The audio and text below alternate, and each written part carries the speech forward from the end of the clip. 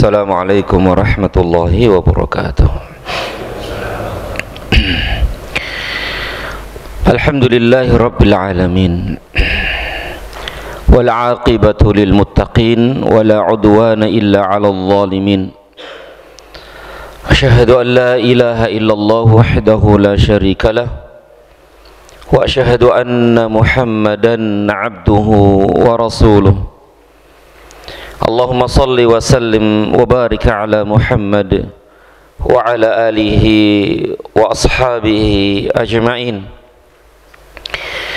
Qala Allah Ta'ala fi kitabihil karim, ya ayyuhalladzina amanu taqullaha haqqa tuqatih wa la tamutunna illa wa antum muslimun. يا أيها الذين آمنوا اتقوا الله وقولوا قولا سديدا يصلح لكم أعمالكم ويغفر لكم ذنوبكم ومن يطع الله ورسوله فقد فاز فوزا عظيما ثم أما بعد. إخواني وأخواتي في الله, a'azzani Allahu wa iyyakum, para bapak ibu sekalian dan saudara-saudariku sekalian yang saya muliakan dan yang saya hormati, dan yang senantiasa dirahmati, diberkahi dan dimuliakan Allah Subhanahu wa ta'ala. Tidak henti-hentinya kita bersyukur dan memuji Allah Tabaraka wa ta'ala atas segala nikmat dan karunia yang telah dianugerahkan kepada kita sekalian. Di antara nikmat terbesar dan teragung adalah Islam dan iman. Karena nikmat inilah satu-satunya jalan menuju surga Allah Subhanahu wa ta'ala yang luasnya seluas langit dan bumi, kekal dan abadi. Nikmat Islam dan iman. Karena Islam inilah satu-satunya agama yang Allah terima, dan dialah agama yang diridhai oleh Allah Subhanahu wa ta'ala. Maka kewajiban kita adalah terus berusaha untuk menjaga nikmat yang agung yang besar ini. Kewajiban kita adalah menjaga, memelihara nikmat yang agung ini, yaitu nikmat Islam dan iman. Jangan sampai lepas dari diri-diri kita sekalian. Karena akhi, kita tidak tahu akan akhir kehidupan kita di dunia ini. Siapa yang bisa menjamin kalau nikmat ini tetap pada diri kita sampai akhir hayat kita? Tidak ada yang bisa menjamin. Kita menyaksikan sebagian dari kaum muslimin yang di akhir-akhir hayatnya Allah cabut nikmat tersebut, Allah hilangkan dan Allah cabut nikmat tersebut pada dirinya. Jadi akhi fillah, wajib bagi kita untuk terus menjaga nikmat yang agung ini, nikmat yang besar ini, dengan cara diantaranya adalah belajar seperti ini, menuntut ilmu, hadir di majelis-majelis ilmu seperti ini. Karena ini adalah sebab terbesar penjagaan kita terhadap nikmat yang agung yang mulia ini, yaitu Islam dan iman. Rasulullah sallallahu alaihi wasallam yang sudah dijamin oleh Allah masuk surga, Beliau sallallahu alaihi wasallam yang telah diampuni dosa dan kesalahannya yang lalu sampai yang akan datang. Apa doanya? Apa doanya? Allahumma ya muqallibal qulub, tsabbit qalbi ala dinik. Itu Rasul sallallahu alaihi wasallam yang sudah dijamin surga, tetap berdoa seperti ini. Allahumma ya muqallibal qulub, wahai Allah, Engkau yang membolak-balikkan hati kami, tsabbit qalbi ala dinik, tetapkan hatiku di atas agamamu sampai akhir hayat.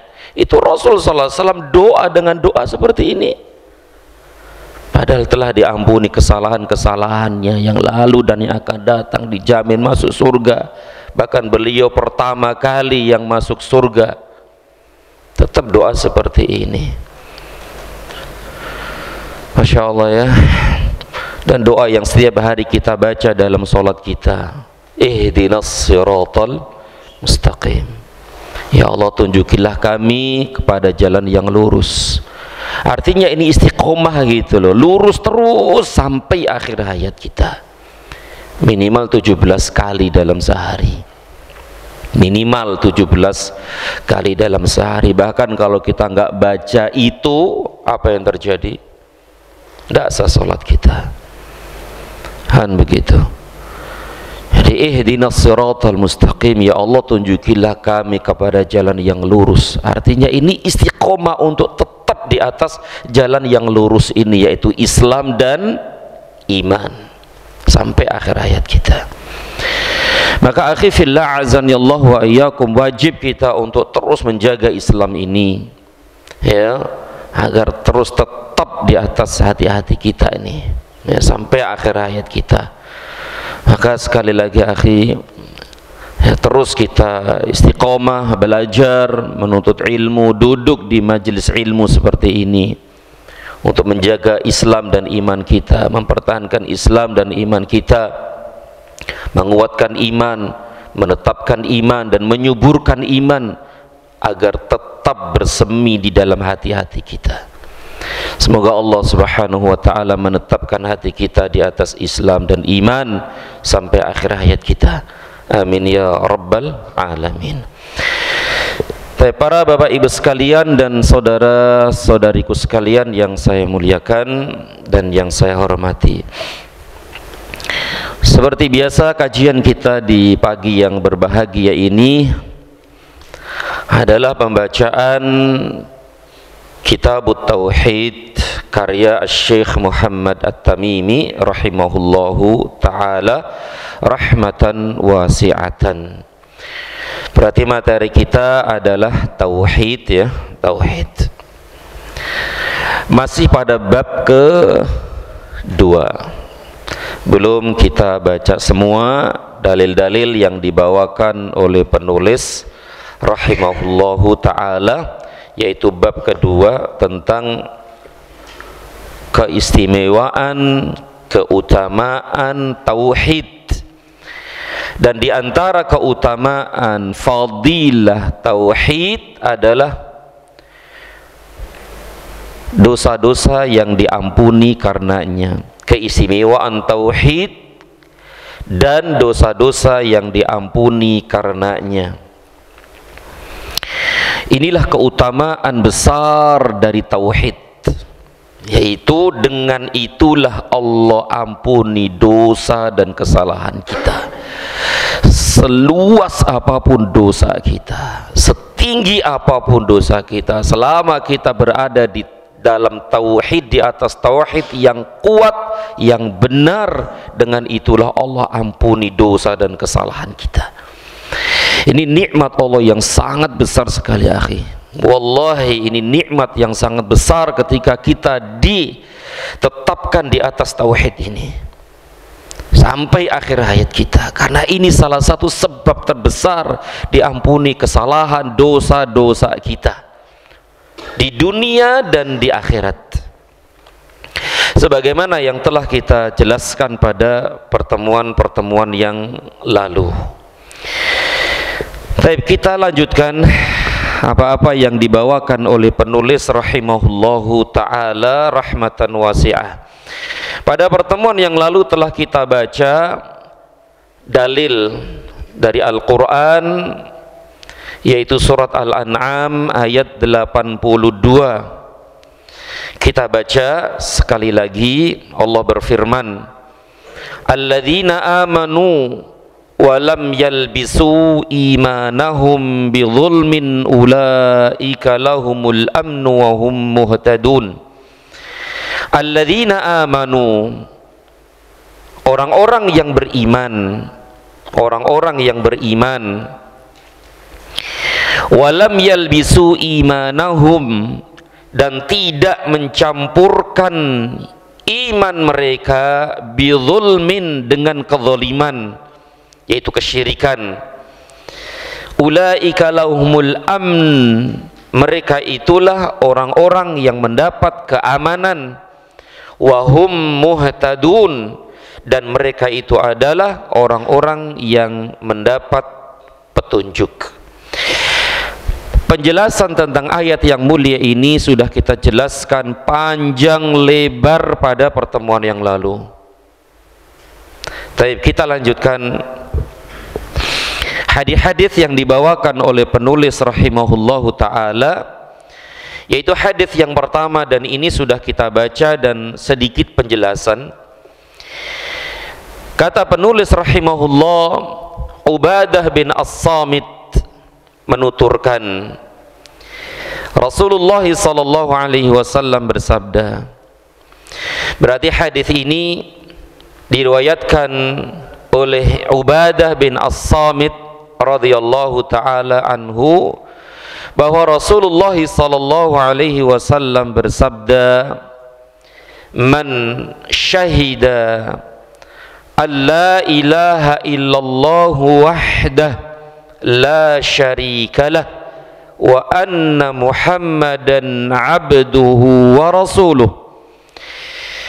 Barang siapa yang bersyahadat, yaitu bersyahadat di sini menyaksikan dengan hati, lisan, mempelajarinya, mengkajinya, mengimaninya, meyakininya, dan mengamalkannya dalam kesehariannya, itu namanya syahida. Jadi seakan-akan melihat langsung dengan kedua mata, kemudian disaksikan dengan hati, diucapkan dengan lisan, dan dipraktekkan dalam kehidupan sehari-hari. Itu namanya syahida. Barang siapa yang bersyahadat la ilaha illallah wahdah la syarikalah, bahwa tidak ada sesembahan yang hak selain Allah saja, tiada sekutu baginya,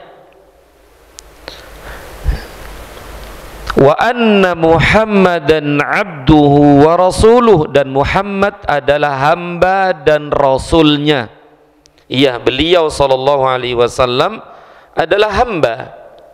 Hamba berarti sebagaimana kita, dilahirkan dari ibu dan diciptakan dari tanah, sama dengan kita, lahirnya juga sama sebagaimana kita lahir. Berarti butuh makan, butuh minum, butuh istirahat, pernah bersedih, pernah senang, ya, bahagia, dan seterusnya sebagaimana kita, ya, butuh makan, butuh minum, dan seterusnya, menangis, tertawa, tersenyum sebagaimana kita. Beliau sallallahu alaihi wasallam harus kita imani itu. Beliau adalah hamba kita seperti kita. Tapi yang membedakan kita dengan beliau adalah wa rasuluh. Beliau adalah rasul, utusan Allah subhanahu wa ta'ala yang diberikan wahyu kepadanya. Kemudian wa anna Isa abdullah, dan Isa adalah abdullah, hamba Allah. Beliau hamba Allah.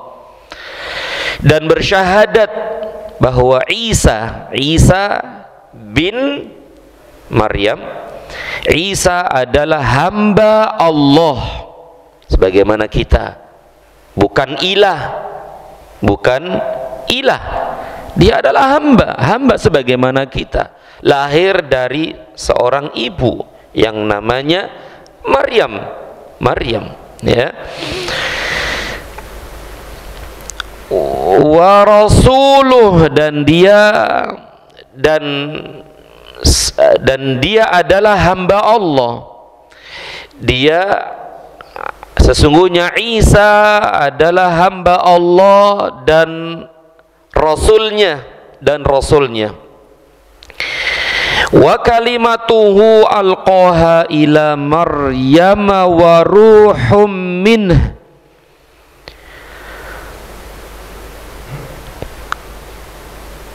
dan kalimatnya,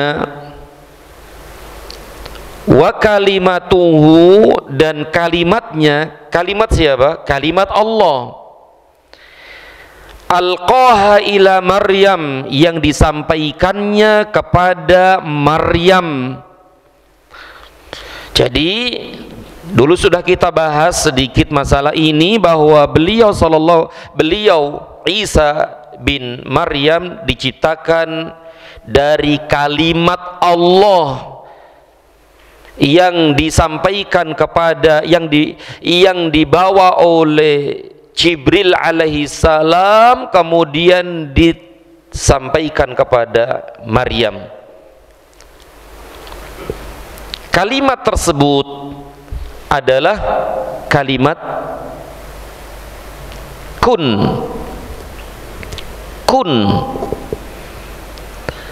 Wa kalimatuhu, dan kalimatnya, kalimat Allah di sini adalah kun.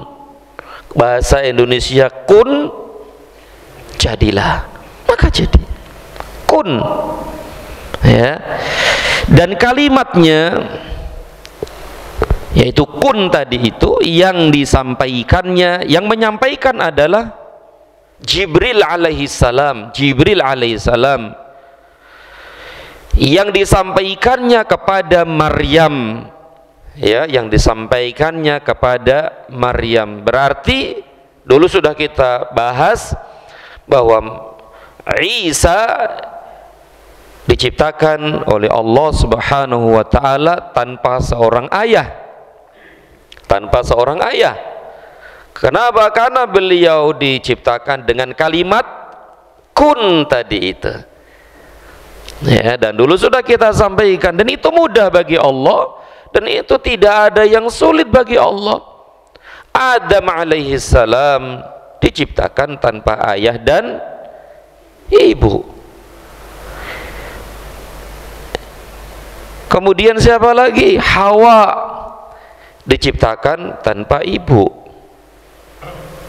Sedangkan Isa diciptakan tanpa ayah. Dan itu semua mudah bagi Allah, tidak ada yang sulit. Menunjukkan akan kekuasaan Allah Subhanahu wa taala, ya, menunjukkan akan kebesaran, keagungan dan kekuasaan Allah Azza wa Jalla menciptakan apa-apa yang Dia inginkan, ya. Kemudian waruhum minh, dan ruh dari ciptaannya, yaitu bukan berarti Isa itu adalah ruh Allah, tidak, ya, bukan Isa itu adalah Allah, ya, bukan. Allah ciptakan ruh, kemudian ruh ini disampaikan ke dia itu Isa dalam janin ibunya. Ruh yang Allah ciptakan, sebagaimana kita ada ruhnya enggak? Ruh ini dari siapa? Dari Allah. Allah ciptakan ini, Allah ciptakan ruh, kemudian ditiupkan ke jasad kita. Sebagaimana Isa ada ruh, yang ruh ini Allah ciptakan, kemudian ditiupkan ke jasad Isa alaihissalam, sehingga hiduplah dia. Sama. Loh, kenapa di sini disebutkan ruhum minhu? Ini menunjukkan bahwa Isa ini spesial gitu loh, yang mana Allah sandarkan ruh ini kepada Allah. Jadi makhluk yang disandarkan kepada Allah itu menunjukkan makhluk ini mulia gitu. Atau kalimat yang disandarkan kepada Allah ini menunjukkan kalimat ini agung dan mulia. Misalnya kitabullah, kitab Allah, menunjukkan kitab Allah ini. Kitab di sini apa maksudnya? Al-Quran. Al-Quran itu mulia. Kenapa? Karena disandarkan dengan nama Allah, kitabullah. Ada lagi nggak? Baitullah. Baitullah apa? Rumah Allah, masjid. Berarti masjid ini mulia, agung, yang harus kita makmurkan. Kenapa? Karena bait ini disandarkan kepada Allah. Baitullah, rumah Allah. Ka'bah termasuk, masjid termasuk. Apalagi dan yang lainnya.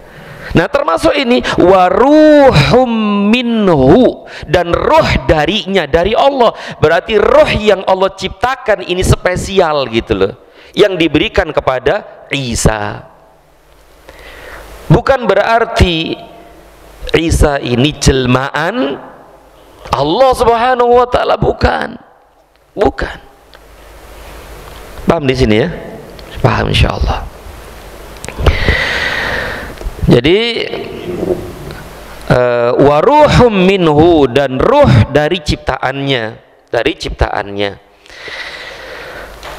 wal jannata haqqun, dan bersyahadat dan bersaksi juga bahwa al jannatu haqqun, surga adalah benar. Surga benar. Surga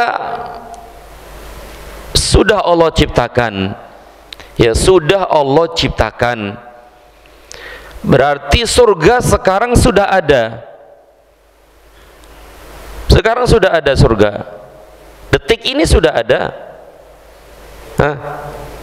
Ya sudah ada. Surga sudah diciptakan oleh Allah. Bahkan penciptaan surga ini lebih dahulu dari penciptaan manusia. Dan Allah ciptakan surga ini untuk kekal, untuk abadi, dan tidak akan pernah sirna, tidak akan pernah hilang, dan tidak pernah hancur. Bahkan ketika nanti terjadi kiamat besar yang seluruh makhluk akan binasa, ada makhluk-makhluk yang Allah kecualikan, yang tidak ikut binasa. Salah satunya adalah surga, termasuk arsy. Sehingga sana Allah ini tidak termasuk yang hancur di hari kiamat nanti. Nah, termasuk surga ini. Dan Allah ciptakan memang untuk abadi, selama-lamanya, tidak akan pernah hancur, binasa. Sebagaimana penghuninya binasa tidak? Mati enggak penghuninya, penghuni surga? Enggak. Penghuni surga tidak akan pernah mati. Dia akan terus abadi selama-lamanya, itu penduduk surga. Termasuk berarti surganya juga ikut abadi enggak?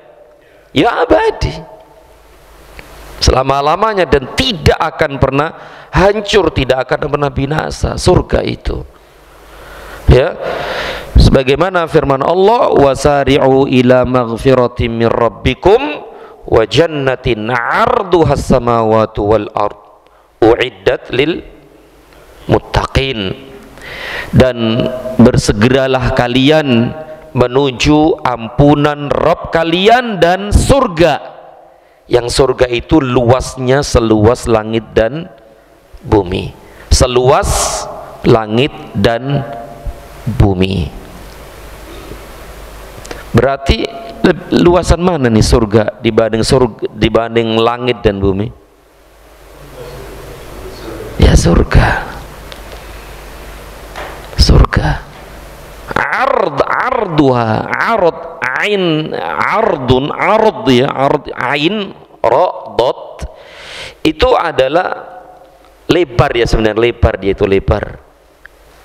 Berarti kalau diterjemahkan per kata, berarti lebarnya itu selebar langit dan bumi.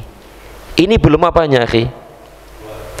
Belum panjangnya, belum tingginya, belum. Ini baru lebarnya saja selebar langit dan bumi. Berarti lebarnya saja itu lebih luas, lebih lebar dari 7 langit dan 7 bumi. Masya Allah ya, nggak bisa dibayangin lah ya surga itu. Dan tentu surga itu uiddat lil muttaqin. Surga itu yang disediakan, yang dipersiapkan bagi orang-orang yang bertakwa. Kemudian wan naru haqqun, dan neraka itu benar. Berarti neraka sudah diciptakan dan sekarang ini sudah ada, detik ini sudah ada dan akan terus ada dan akan abadi, tidak akan pernah hancur, tidak akan pernah binasa, tidak akan pernah hilang, karena memang Allah ciptakan untuk abadi sebagaimana surga. Surga sangatlah luas sekali, sangat tinggi sekali ya. Begitu juga neraka. Neraka ini sangat luas sekali dan sangat tinggi atau sangat dalam? Sangat dalam. Naam. Kalau surga itu sangat tinggi, kalau neraka sangat dalam. Karena surga itu darajat. Apa darajat? Darajat itu ya darajat, derajat naik tinggi sana ke atas. Kemudian kalau neraka itu darokat. Darokat itu apa? Tingkatannya ke bawah. Tingkatannya ke bawah itu namanya darokat. Darajat, darokat. Neraka ini sangat luas sekali dan sangat dalam sekali. Bagaimana tidak dalam? Rasulullah sallallahu alaihi wasallam pernah bersabda ketika beliau sallallahu alaihi wasallam sedang duduk-duduk bersama para sahabat. Nabi pernah duduk-duduk dengan para sahabat. Kemudian terdengarlah suara dentuman yang sangat keras sekali. Dentuman di sini ada dua benda yang saling bertabrakan, sehingga menimbulkan suara yang sangat keras sekali. Kemudian Rasulullah sallallahu alaihi wasallam bertanya kepada para sahabat, "Wahai para sahabat, kalian tahu nggak suara apa tadi itu?" Maka para sahabat menjawab, "Allah wa rasuluhu a'lam." Allah dan Rasulnya yang lebih tahu tentang suara itu. Maka beliau sallallahu alaihi wasallam menjawab, yang makna dan artinya, suara tadi ditimbulkan dari sebuah batu besar, sakhroh namanya, yaitu batu yang besar mungkin semasjid ini gitu ya, gede banget namanya sakhroh. Sakhr itu sebuah batu besar sekali yang dilemparkan dari mulut neraka jahanam selama 70 tahun baru sekarang nyampe. Ini batu besar loh ya, bukan batu kerikil, enggak. Sakhroh besar sekali, mungkin tadi itu seruangan masjid ini mungkin. Itu dilemparkan dari mulut tepi neraka, melayang-layang selama 70 tahun baru nyampe di dasarnya. Dalam riwayat lain disebutkan lebih dari 70 tahun. Berarti hadis ini menunjukkan begitu dalam neraka itu, dalam sekali. Dan 70 tahun ini hitungan apa, Pak? Hitungan manusia, hitungan akhirat. Kalau kita ambil angka minimal saja nih, kalaulah hitungan 70 tahun ini hitungan dunia, yang satu hari itu 24 jam, itu sudah gimana, Pak? Dalam banget ya. Selama 70 tahun, kecepatannya per apa itu? Masya Allah, 70 tahun. Bagaimana kalau 70 tahun itu hitungan akhirat, yang satu hari sama dengan 1000 tahun dunia? Berarti sangat dalam sekali neraka itu. Na'udzubillahi min dzalik. Bagaimana itu manusia-manusia yang dilimparkan ke dalam neraka jahanam? Masya Allah. Na'udzubillahi min dzalik, dari neraka jahanam ini. Kemudian neraka ini sangat luas sekali. Bagaimana tidak luas? Penduduknya itu banyak sekali neraka itu. Lebih banyak mana, Pak? Penduduk neraka atau penduduk surga? Penduduk neraka lah. Sekarang nih Muslim berapa persen? Sak dunia loh ya, seluruh dunia berapa persen? 30, 20 20-30 ya, segitu saya. Berarti selebihnya ini baru sekarang loh ya, belum dulu, sebelum kita, sebelum terus, atau yang sampai nanti. Coba, berarti minoritas, sedikit Muslim. Yang Muslim saja ada yang ini, ada yang ini, ada yang ini, ada yang ini, betul? Nah, berarti yang 30 ini dibagi separuh. Separuhnya ini kan ini itu. Sah? Ngerti maksudnya? Ini itu. Ada yang munafik, ada yang musyrik. Muslim nggak dia? Coba. Berarti penduduk surga itu sedikit dari yang sedikit. Coba. Sedikit dari yang sedikit. Berarti dari yang sedikit ini disaring. Nah, ini yang murni penduduk surga nih. Berarti sedikit. Berarti mayoritas, kebanyakan adalah neraka. Berarti kalau penduduk neraka itu sangat banyak sekali, berarti butuh tempat yang luas. Belum lagi penduduk neraka itu dibesarkan oleh Allah Azza wa Jalla. Penduduk neraka itu dibesarkan oleh Allah Subhanahu wa taala. Dan sering antum dengar hadis Nabi SAW, gigi geraham penduduk neraka, orang-orang kafir itu sebesar gunung Uhud. Pernah lihat gunung Uhud? Gede banget kan, Pak ya? Itu gigi gerahamnya saja itu sebesar gunung Uhud. Ini satu orang loh ya, satu orang. Bagaimana dengan kepalanya? Bagaimana dengan kulitnya sampai ke tulangnya sana itu? Puluhan kilometer. Kalau saya lupa itu ya, disebutkan dalam riwayat-riwayat yang sahih, disebutkan jarak antara kulit ke tulang itu, kalau tidak salah 3 hari perjalanan begitu. Seingat saya 3 hari perjalanan gitu. Terus besarnya kayak apa, Pak? Ya wallahu a'lam. Ini kan perkara gaib ya, perkara yang belum kita lihat gitu loh, yang belum kita lihat. Dan itu semuanya tidak ada yang sulit bagi Allah. Semuanya mudah bagi Allah. Kenapa Allah besarkan tubuh penduduk neraka itu? Liyadzuqul azab, agar mereka merasakan azab, yang dengan kulit yang begitu besar, tulang yang begitu besar, kepala yang begitu besar, semakin sakit, ya, semakin mengerikan dan menakutkan. Masya Allah ya. Berarti kalau sudah jumlahnya banyak, terus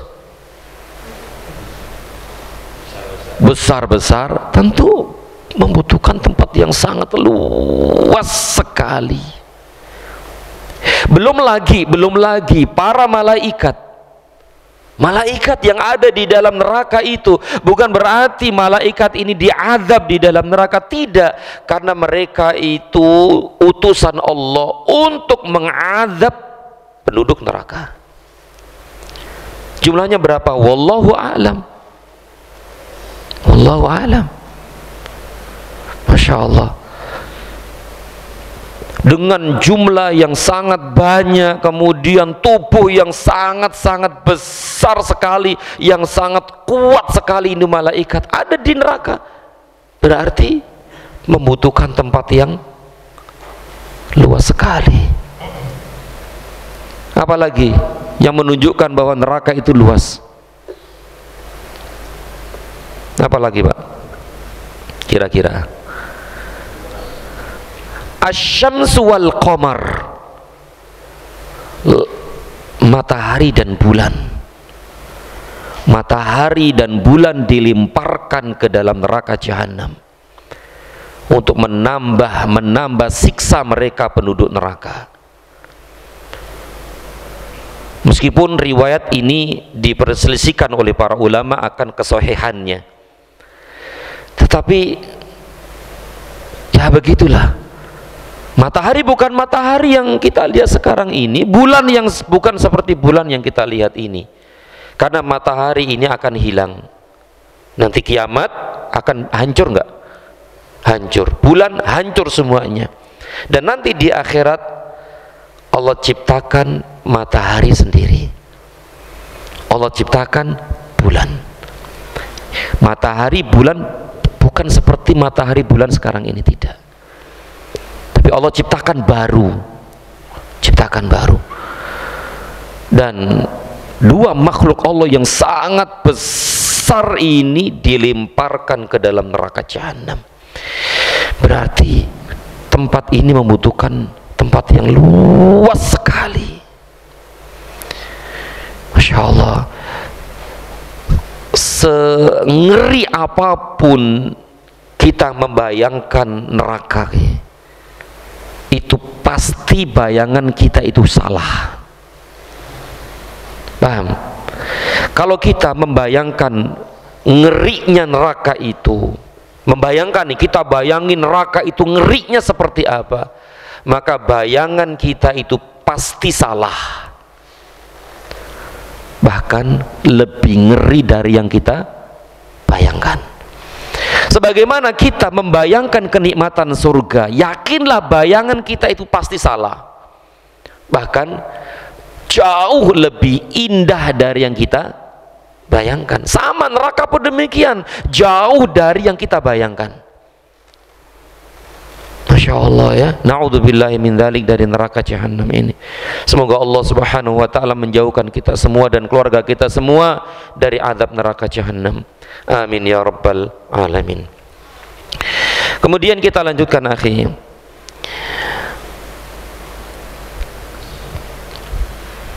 Jadi Rasulullah sallallahu alaihi wasallam tadi bersabda, saya ulangi dari awal, barang siapa yang bersyahadat bahwa tidak ada sesembahan yang hak selain Allah saja, tiada sekutu baginya, dan Muhammad adalah hamba dan rasulnya, dan bersyahadat bahwa Isa adalah hamba Allah, rasulnya, dan kalimatnya yang disampaikannya kepada Maryam serta ruh dari ciptaannya, dan bersyahadat juga bahwa surga adalah benar dan neraka pun benar adanya.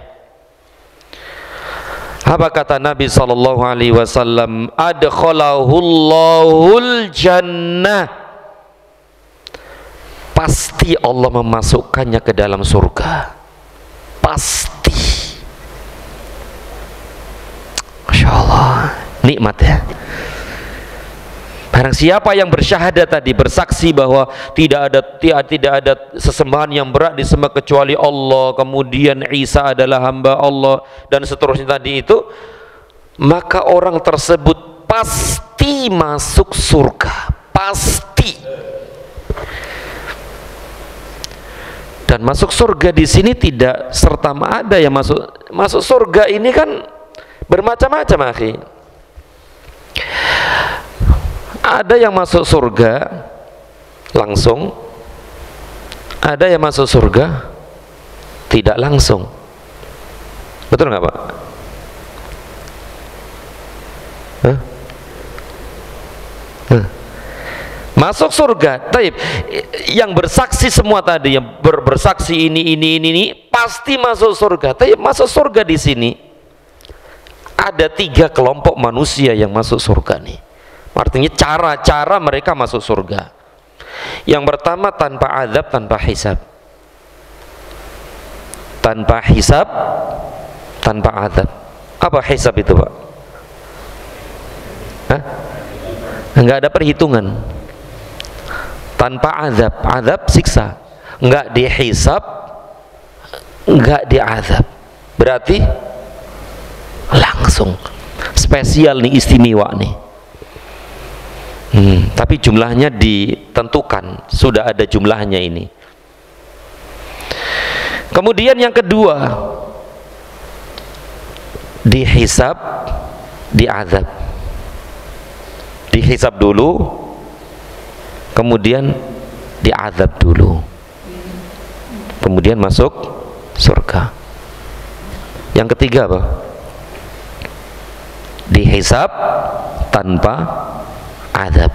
Dihisab, dia dihisab tapi tidak diazab, tidak dimasukkan neraka dulu. Berarti dihisab kemudian masuk surga. Ini cara atau ya 3 golongan manusia yang masuk surga nih. Antum pilih yang mana, Pak? Hah? Iya, tanpa azab, tanpa hisab. Tapi kan ini spesial banget nih, yang jumlahnya 70.000 itu. Jumlahnya 70.000. 70.000 antum masuk nggak? Taib. Kalau kita nggak yang pertama, minimal yang kedua dah. Dihisab tanpa azab. Dihisab tapi langsung masuk surga. Dihisab dulu baru surga. Yang 3 mau nggak?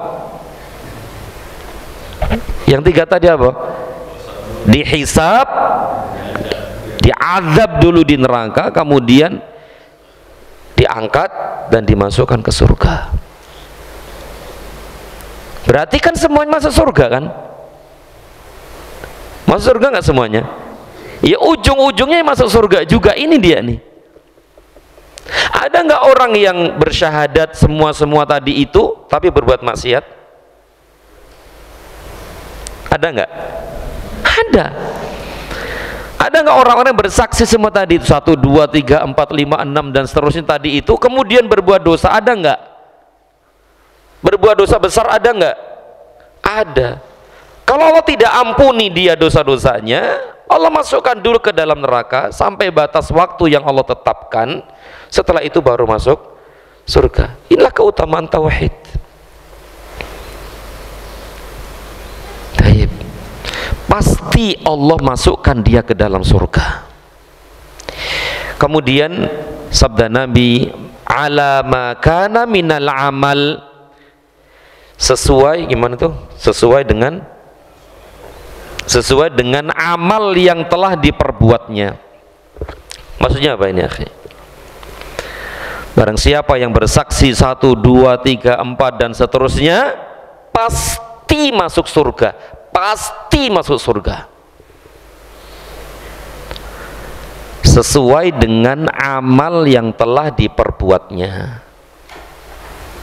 Maksudnya tingkatannya sesuai dengan amal perbuatannya yang dia lakukan di dunia. Memang masuk surga, tapi tidak dalam satu tingkatan.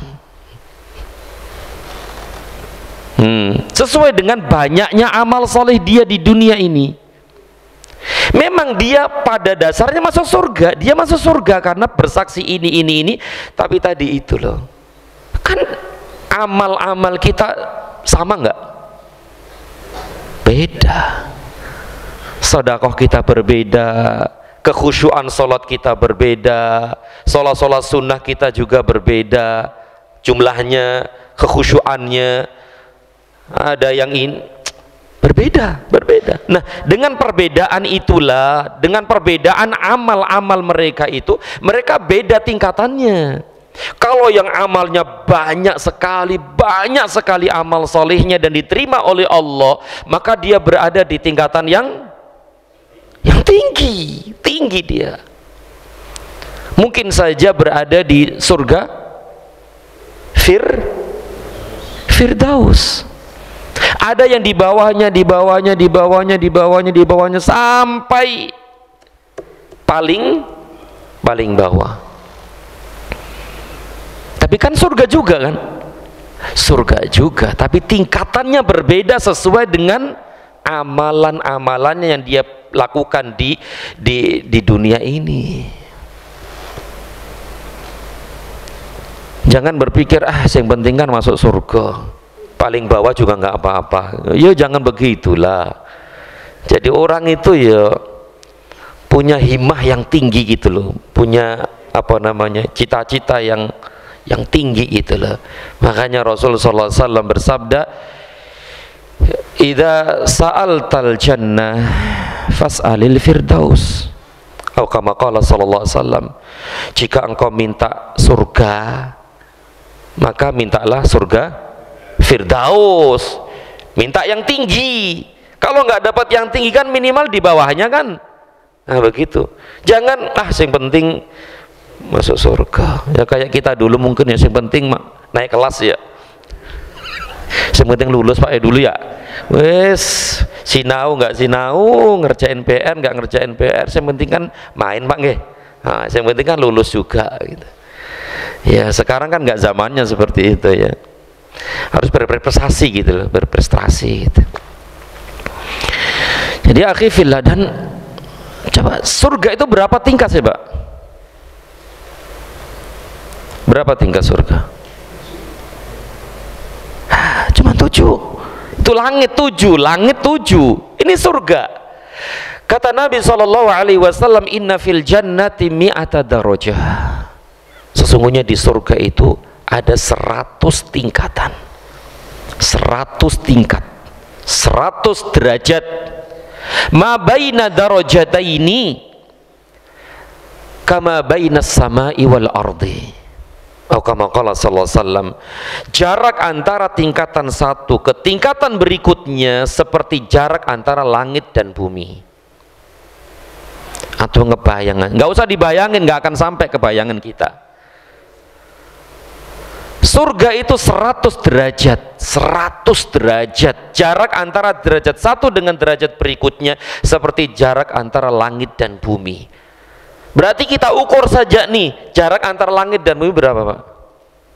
Dulu sudah kita bahas tuh ketika membahas faidah ayat kursi. 500 tahun perjalanan. Dalam riwayat disebutkan 500 tahun perjalanan. Jarak antara bumi nih yang kita ada di sini nih sampai ke langit yang paling rendah nih, yang terdekat dengan bumi itu 500 tahun perjalanan. Perjalanan naik apa Pak? Perjalanan apa? Sekarang kalau perjalanan, kalau safar naik apa? Pesawat. Tapi kalau naik pesawat tidak pernah berhenti selama 500 tahun. Ngebayang gimana tingginya? Dan itu 100 masing-masing seperti jarak antara langit dan bumi sampai tinggi sekali sana. Maka kita berlomba-lomba ya, berlomba-lomba untuk mendapatkan surga tingkatan yang tinggi itu. Makanya Allah dan Rasulnya sallallahu alaihi wasallam sering ya berwasiat, bercepat-cepatlah, bersungguh-sungguhlah, berlomba-lombalah menuju surga, kan gitu. Tingkatan surga yang tinggi sana itu. Gimana?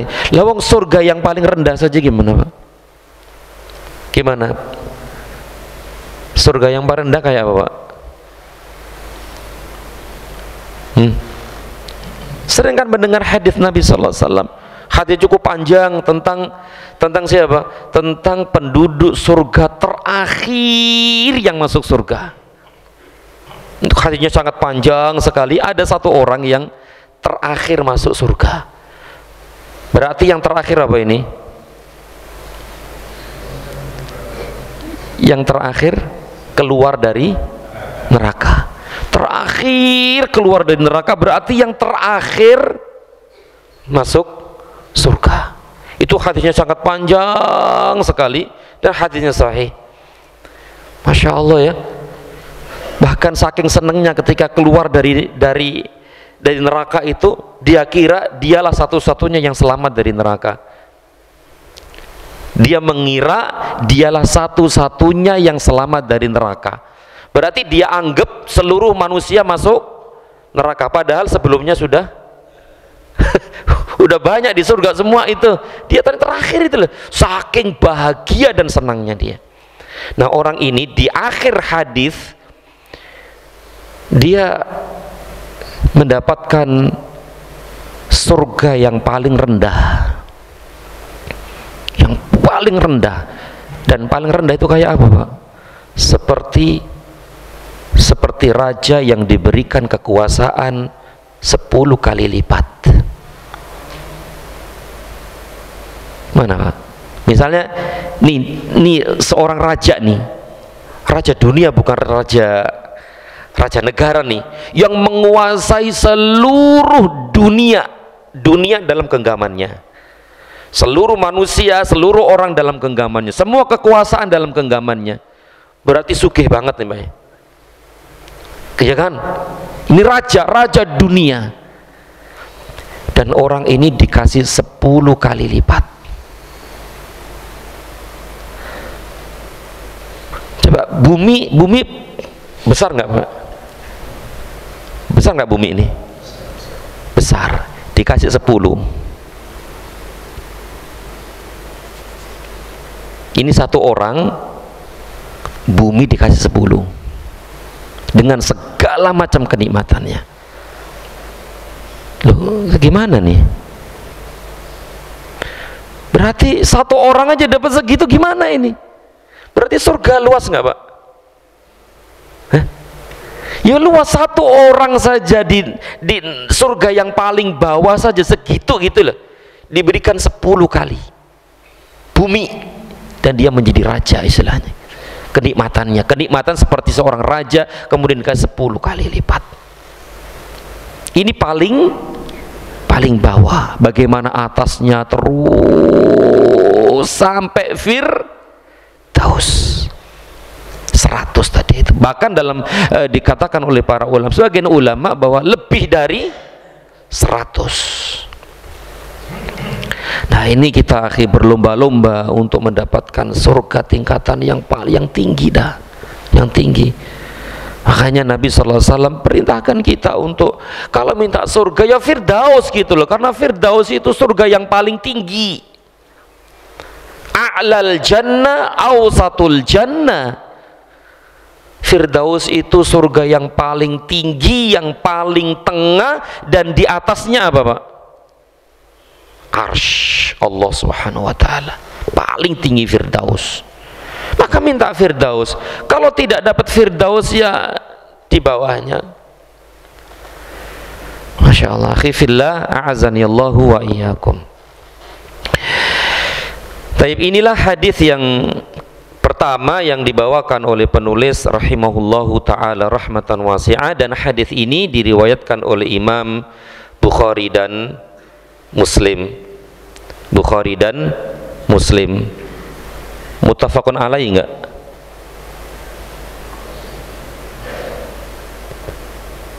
Muttafaqun alaih enggak? Kok bisa begitu? Dari mana Anda mengatakan muttafaq? Enggak ada di sini.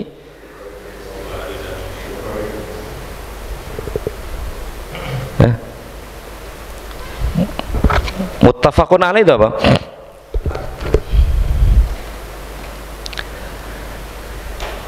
Memang sih muttafaqun alaih itu Bukhari dan Muslim, tapi tidak semua Bukhari Muslim muttafaqun alaih.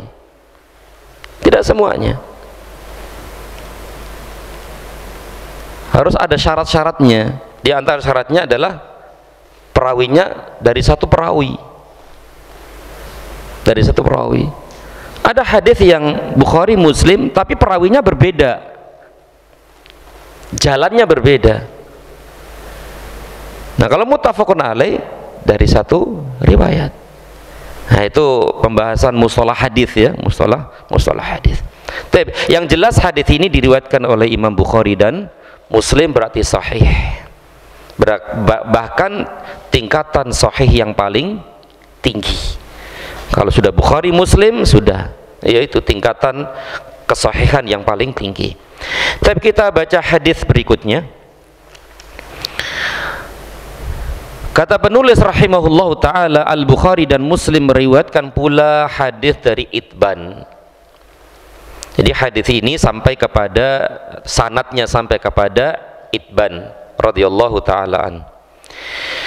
Fa inna Allah harrama 'alan nari man qala la ilaha illallah yabtaghi bidzalika wajhallah.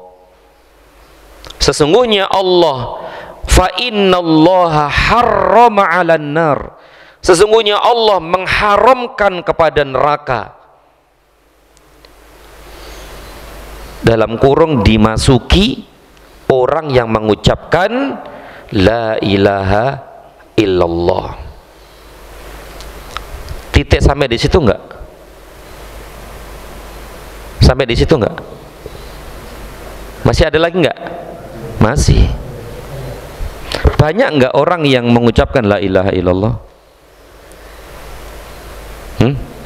Banyak. Bahkan semua muslim, anak-anak kecil, tua, dewasa, semua bisa mengucapkan la ilaha illallah. Mudah banget tiap hari dibaca la ilaha illallah, la ilaha illallah. Mudah enggak?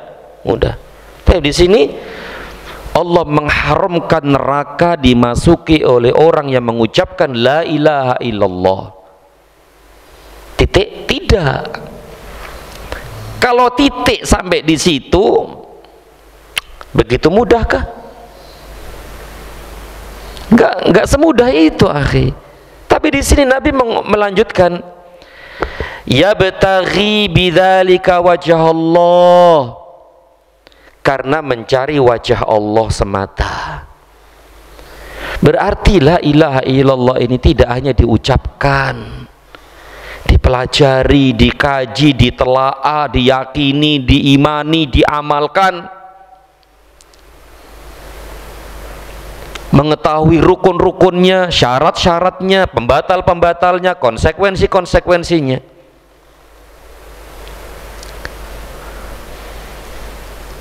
Rukun la ilaha illallah ada berapa?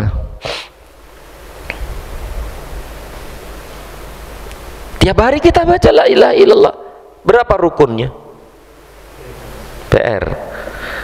Syaratnya ada berapa? PR. Pembatal-pembatalnya?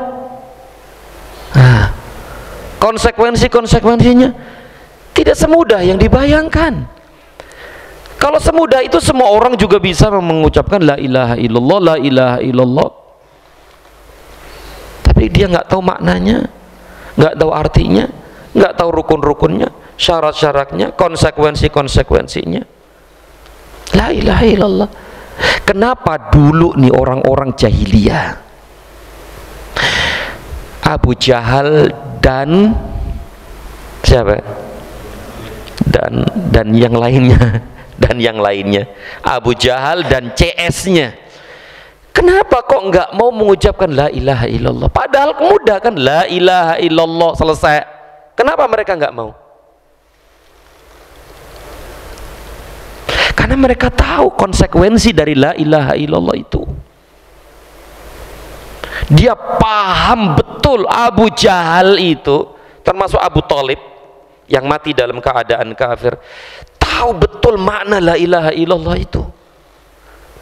Tidak semudah yang dibayangkan. Mereka tuh lebih paham. Sehingga mereka saking pahamnya nggak mau mengucapkannya. Berarti kalau dia mengucapkan la ilaha illallah, dia tahu konsekuensinya. Apa konsekuensinya? Meninggalkan berhala-berhala, jihad, perang, dan seterusnya dan seterusnya. Yang mereka setiap dari kecil dia dari kecil dia sudah mereka menyembah berhala, patung-patung yang ada di sekitar Ka'bah itu. Kalau dia mengucapkan la ilaha illallah, otomatis mereka yakin tahu bahwa mereka harus meninggalkan semuanya itu, sesembahan selain Allah, berhala ini, Lata, Uzza, Mana, dan seterusnya. Mereka paham, akhi. Bahkan Abu Thalib di akhir detik-detik kematian dia, kenapa dia tidak mau mengucapkan la ilaha illallah tadi itu? Masya Allah. Kan padahal mengucapkan la ilaha illallah meninggal surga kan ya. Tetap gak mau tuh, tetap gak mau. Karena dia tahu konsekuensinya.